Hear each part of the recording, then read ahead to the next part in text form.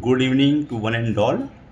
In this video, we'll see how to find the Fourier transform a continuous time signal. So the Fourier transform of a continuous time signal x of t is given by x of omega, and this is equal to integration from minus infinity to plus infinity x of t e power minus j omega t dt. So once you'll simplify, you'll get the result in this term a plus j into b. This is x of omega. From this x of omega, we'll find out the magnitude spectrum. This is given by mod of x of omega, and this is nothing but equal to the root under the real part of this x of omega a square plus imaginary part of x of omega b square. This is called the magnitude spectrum of x of t.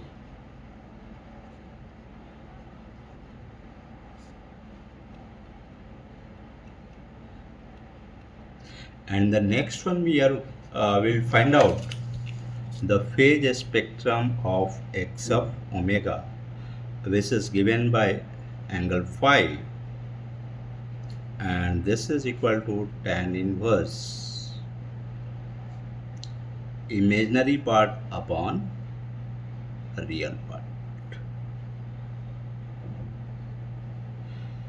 So if a continuous time signal x of t is given, then in the frequency domain we will find out the x of omega, and from this frequency domain analysis we are going to find the spectrum of the signals, and two spectrums we are going to calculate.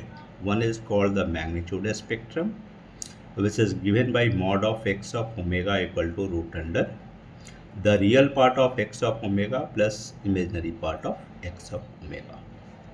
And the second one is called the phase spectrum, which is given by tan inverse imaginary upon real. So angle phi is known as the phase spectrum.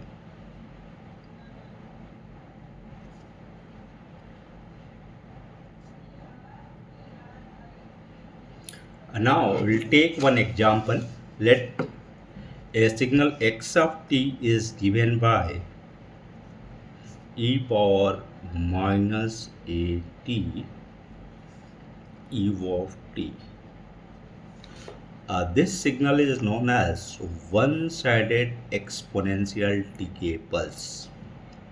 This one also we can write as e power minus a t for t greater than equal to 0. And if you draw the graph for this, take the independent variable t on the x-axis and dependent variables x of t on the y-axis. At t equal to 0, e power 0 become 1. So this is 1. And if the t tends to infinity, e power minus infinity becomes 0. So this is the graphical plot of a one-sided exponential decay pulse x of t equal to e power minus a t. Now we are going to find the Fourier transform of this x of t, and we know that the Fourier of a continuous time signal x of t is given by x of omega, and this is equal to minus infinity to plus infinity x of t e power minus j omega t dt. You split this in two parts. One is from minus infinity to 0, x of t e power minus j omega t dt plus 0 to infinity x of t e power minus j omega t dt. Since this x of t is 0 from minus infinity to 0, so this part become 0 plus x of t is e power minus at for t greater than equal to 0. So this becomes 0 to infinity. X of t is e power minus at, and since u of t is 1, so this becomes e power minus at e power minus j omega t dt. So x of omega is equal to 0 to infinity e power minus a plus j omega t dt. Once you simplify this, you'll get x of omega equal to 1 upon a plus j omega. Right? From this x of omega, we will find out the magnitude spectrum, which is given by mod of x of omega, and this is equal to the real part root under. So in numerator only the real part is 1 and imaginary part is 0.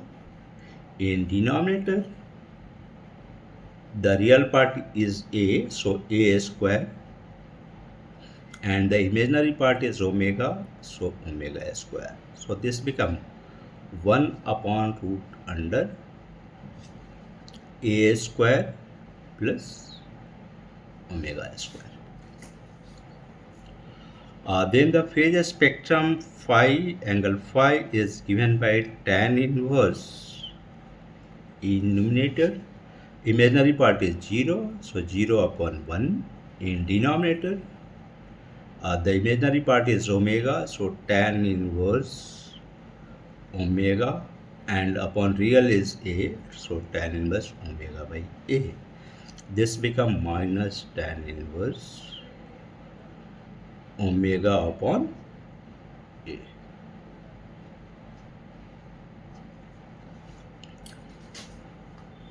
Now we have to draw the plot for this. So mod of x of omega, that is magnitude as spectrum. If I want to draw, then take the omega as variables and mod of x of omega here. This is equal to 1 by root under a square plus omega square. So once omega is 0, 1 by root under a square plus 0, this becomes 1 upon a. Once omega is plus minus infinity, 1 by infinity become 0.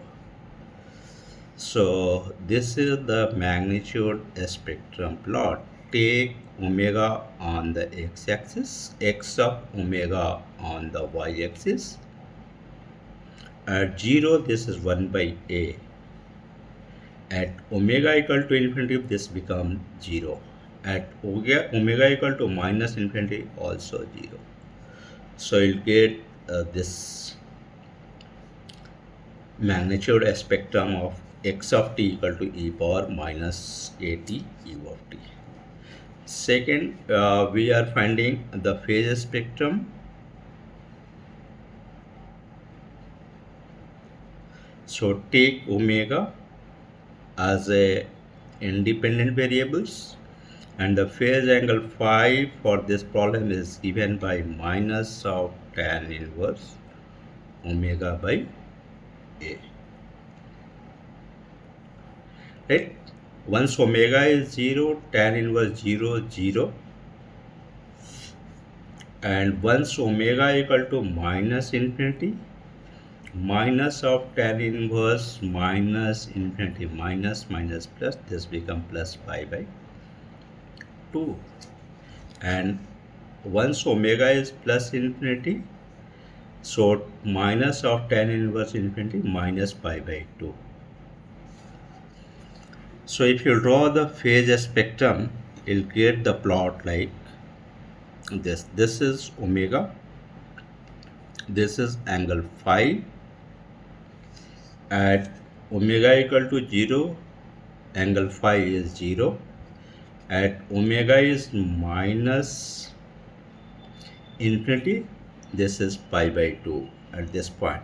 And at omega equal to plus infinity, this is pi. So you'll get a plot like this.